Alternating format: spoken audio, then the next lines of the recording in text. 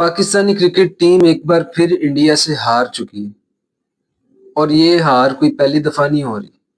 15 matches हुए टी20 के Pakistan versus India, जिसमें से 13 मैच इंडिया जीता है और ये ह्यूज डिफरेंस है दोनों टीम्स में, दोनों टीम्स के माइंडसेट में, उनकी स्किल्स में। और ये इस एशिया कप का दूसरा मैच हम इंडिया के अगेंस्ट खेल रहे थे। मुझे तो समझ नहीं आ रही कि किस तरह से पाकिस्तानी अवाम के लिए पाकिस्तानी टीम कुछ करेगी। ठीक है, इमर्जिंग प्लेयर्स हैं, इन्होंने अभी स्किल्स बनानी है, कुछ और सीखना है नया, और आगे आगे हो सकता है बेटर परफॉर्म करें भी।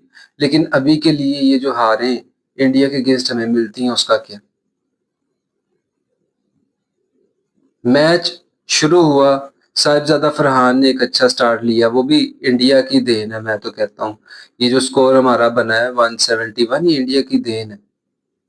साइम अयूब का कैच छोड़ा, फिर जी अभिषेक शर्मा ने साहिबजादा फरहान का कैच छोड़ा, ये उनकी देन है। उन्होंने सोचा चलो भाई तुम भी थोड़ा सा बना लो, अपनी कौम के आगे इतना बेइज्जत ना होना, तो हम थोड़ा सा स्कोर आपको दे देते हैं, आप थोड़ा स्कोर बना लो। पावर प्ले में बहुत अच्छा परफॉर्म किया पाकिस्तानी टीम ने, और जो चेंज किया फखर जमान का साइम अयूब की जगह, वो बहुत बेहतरीन रहा पाकिस्तानी टीम के लिए। अच्छा पावर प्ले रहा, 55 रन्स बनाए पावर प्ले में, सिर्फ एक आउट था, फखर जमान ही आउट हुए थे। खैर फिर साइम अयूब आए 1 डाउन, उन्होंने भी थोड़ा सा परफॉर्म किया, ठीक था, कदरे बेहतर था पहले के मैचेस की निस्बत। लेकिन मैं ये कहता हूँ कि इस कदर अच्छे पावर प्ले के बाद आप पिच को स्लो कर लें, या फिर वो मैं देख रहा था कॉन्फ्रेंस, उसमें हमारे कैप्टन कह रहे हैं कि जी पिच बाद में स्लो हो गई थी। पिच स्लो नहीं हुई थी, बंदे स्लो हो गए थे। इंडिया की टीम फिर कैसे खेल रही थी भाई? उन्होंने तो बैटिंग भी बाद में की आपसे, वो कैसे छिक्के लगा रहे थे अगर पिच बाद में स्लो हो गई थी तो?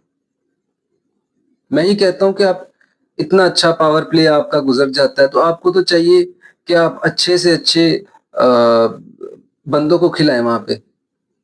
आपने हुसैन तलत को भेज दिया, जगह तो मोहम्मद हारिस की बनती थी वहां पे। और मोहम्मद हारिस सब जानते हैं कि तेज खेलता है। ठीक है, विकेट उसकी जल्दी गिर जाती है, लेकिन वो चाहे थोड़ी बॉल्स खेलता है, आपका स्ट्राइक रेट अच्छा बन जाता है। और मैं इस चीज पे एम्फेसाइज करना चाहूंगा कि आप अगर अब तक इतना रिस्क ले रहे हैं बड़े बड़ी टीमों के आगे, आप रिस्की प्लेयर्स को खिला रहे हैं, बार बार उनको मौका दे रहे हैं, तो क्यों आप अपना माइंडसेट फौरन से बदल लेते हैं एक मैच के लिए? अगर रिस्क ही खेलना तो फिर रिस्क ही खेलने ना। हाँ, ज़रूरत है हमें एक परफेक्ट माइंडसेट की, हमें ज़रूरत है ऐसे प्लेयर्स की जो लॉन्ग खेल सके, जिस तरह साहिबजादा फरहान ने अपने आप को प्रूव किया कि भाई मैं खेल सकता हूँ। पिछले मैच में भी इंडिया के अगेंस्ट अच्छा स्कोर किया और इस बार भी उन्होंने 58 रन्स बनाए। मिडल ओवर्स में हमेशा ही पाकिस्तानी टीम ने स्ट्रगल की है, ना सिर्फ अगेंस्ट इंडिया बल्कि दूसरी टीमों के अगेंस्ट भी हमारा यही हाल है। यहाँ तो हमारे बैट्समैन स्लो खेलना शुरू हो जाते हैं, या डॉट बॉल्स खेलना शुरू हो जाते हैं, तो यहाँ विकेट्स देना शुरू हो जाते हैं। मेरा मतलब है कि इस चीज को किस तरह से हम चेंज कर सकते हैं, ये तो अब मेरी समझ से तो बाहर हो गया। बहुत से मशवरे, बहुत सी कन्वर्सेशंस, बहुत सी डिबेट्स सालों से चलती आ रही हैं, लेकिन कुछ चेंज देखने को नहीं मिल रहा।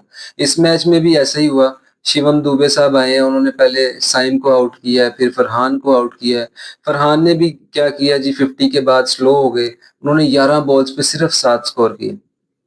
और फिर मिडल ओवर्स में तो आपको पता ही है, कुलदीप साहब ने भी आना होता है, वो आए हैं तो उन्होंने जी हमारे बैट्समैनों को परेशान कर दिए। फिर वही मसला, आप पिछला मैच भी खेल के आए हैं, आपके पास मौका था कि भाई आप उनकी टेक्निक्स को एक दफा स्टडी करें, उनकी टेक्निक्स को देखें, उन पे अगर नहीं आपको समझ आ रही तो उनके दूसरे मैचेस की वीडियोस देखें कि वो किस तरह से खेलते हैं, उनको एनालाइज करें।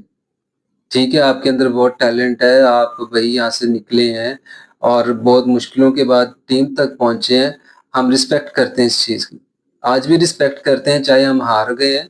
लेकिन पाकिस्तानी कौम आपसे ये नहीं चाहती जो आप कर रहे हैं। पाकिस्तानी कौम आपसे विंस चाहती है। वो तो आप फहीम अशरफ का शुक्र अदा करें कि एंड के ओवर्स में आके उसने 8 बॉलों पे जी 20 स्कोर कर दिया है, तो आपका थोड़ा टोटल सही बन गया।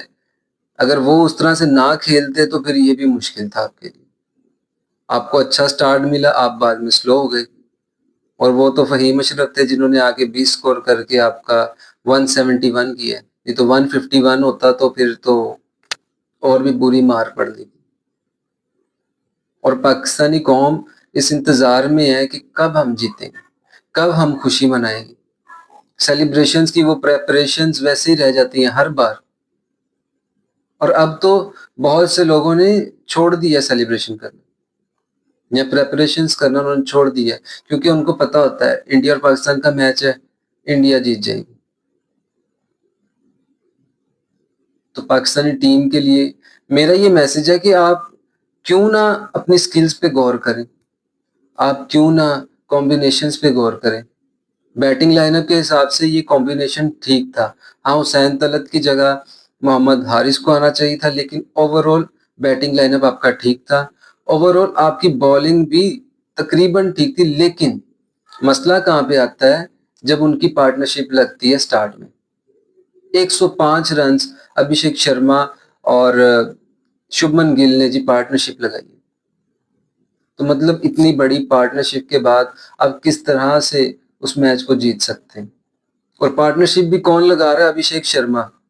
स्ट्राइक रेट उस बंदे का 200 से नीचे आता ही नहीं। आज थोड़ा सा नीचे था 200 से, 190 के करीब, लेकिन 200 की स्ट्राइक रेट से वो खेलता है बंदा। अभिषेक शर्मा ने 74 रन किए 74, और गिल ने 47 रन किए अगेंस्ट पाकिस्तान स्टार्ट बॉलिंग।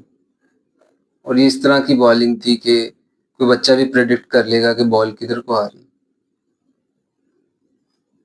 मैं स्पेशली बात करना चाहूंगा first ball of the innings. Shaheen Afridi ने बाउंसर किया, शर्मा जी ने उठाया जी बैक साइड पे छिक्का।